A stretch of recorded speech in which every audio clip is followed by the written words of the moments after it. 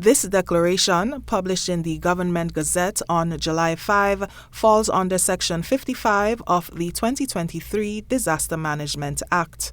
Hurricane Beryl, packing sustained winds of approximately 120 miles per hour, wrought widespread devastation across northern parts of Grenada and the sister islands. The storm resulted in 3 fatalities and left a trail of destruction that included significant damage to property, infrastructure, and the agricultural sector. According to the notice, Carriacou and Petite Martinique bore the brunt of the hurricane's fury, with an estimated 98% of housing stock obliterated. St. Patrick also suffered extensive damage, with significant impact to numerous homes, roofs, and agricultural holdings.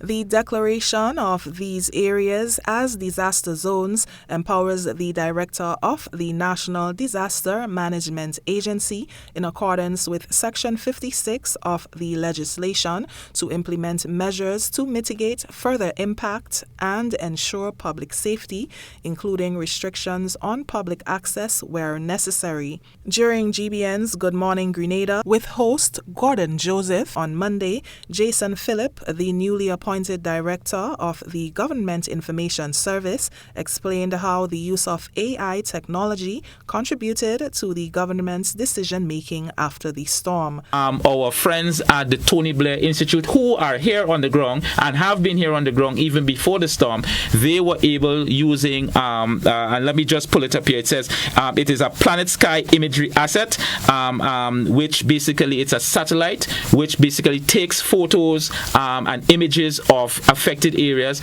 and using the artificial intelligence software, it's able to ascertain, based on the footprints of buildings that are there, whether or not it is partially damaged, completely destroyed, and so.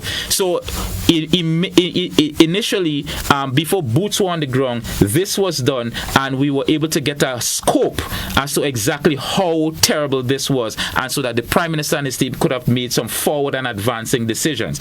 Meanwhile, the government has repealed the state of emergency regulations as it pertains to Carriacou and Petite Martinique, effective as of tomorrow, Tuesday, July 9. The declaration of these disaster zones underscores the severity of the situation and the urgent need for support from both local and international communities.